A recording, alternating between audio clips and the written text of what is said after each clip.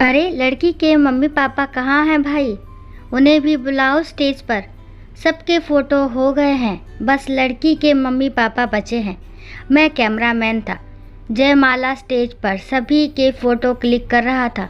जितना खूबसूरत लड़का, उससे कहीं ज़्यादा खूबसूरत लड़की। नज़रें नीचे झुकाए उस दुल्हन को देख कोई नहीं कह सकता कि वो एक गरीब घर की बेटी है, जिसके पिता ने अपने आंगन का चांद तोड़कर कन्यादान में दे दिया।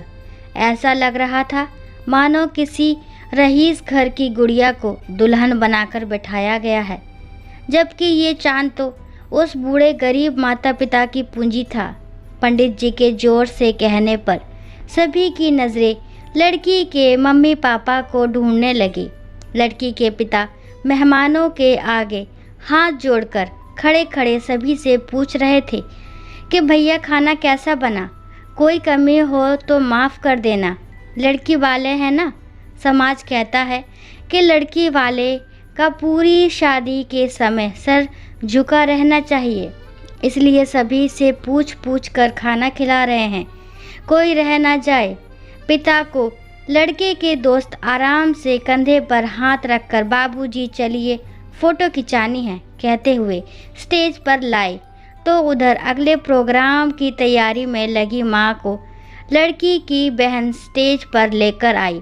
जैसे ही मैंने कैमरा आँख पर लगाया फ़ोटो क्लिक करने के लिए, तो मेरी नज़र उस पिता पर पड़ी जिससे लड़की की माँ कुछ पैसे स्टेज पर चढ़कर मांग रही थी।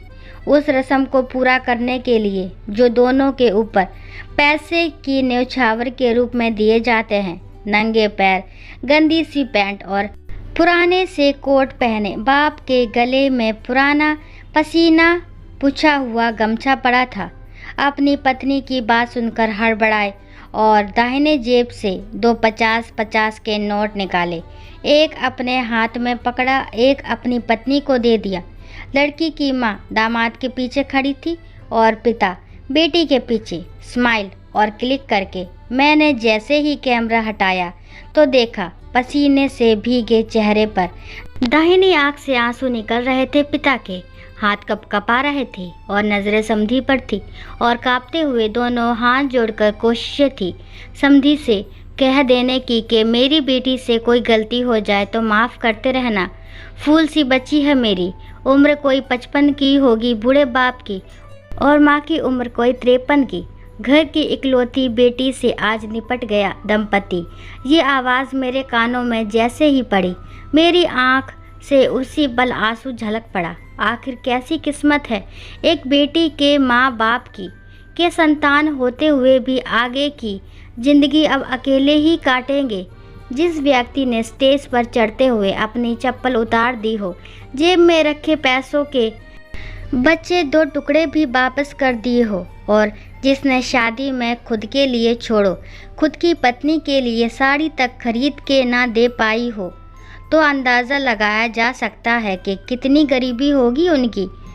जब पता किया मैंने तो पता लगा कि 4 बीघा ज़मीन है जो मोटरसाइकिल देने के लिए 2 साल के लिए ठेके पर उठा दी उन्होंने, ताकि बच्ची को आने जाने में दिक्कत ना हो और लड़का खुश रखे लड़की को। अपनी तो ज़िंदगी कट ही गई है, क्या करना। इसलिए लड़की के जेवर बनवाने के लिए माँ ने कुछ उधार पैसे लेकर और अपने जेवरों को मिलाकर बनवाए। पूरी बारात नाचती गाती मुस्कुराती सुबह तक बैठी रही। शायद ही किसी ने ध्यान दिया हो, जब रात में लड़की लड़का एक साथ खाना खाने बैठते हैं, तब बेटी ने पापा को पास बुलाकर कहा कि पापा आपने खाना नहीं खाया होगा, आओ बैठो पास खा लो। तब जो शाम से रुका उस पिता का गला फूटा है रुधन से, उसको लिख नहीं सकता मैं, और शायद ही वहाँ खड़ा कोई भावुक ना हुआ हो। आज तो पूछ लिया बेटी ने, कल से उस आंगन में वो भी नहीं होगी। एक तरफ बूढ़ा पड़ा रहेगा तो दूसरे कोने में बूढ़ी अपनी गुड़िया की बचपन की उछल कूद की याद में।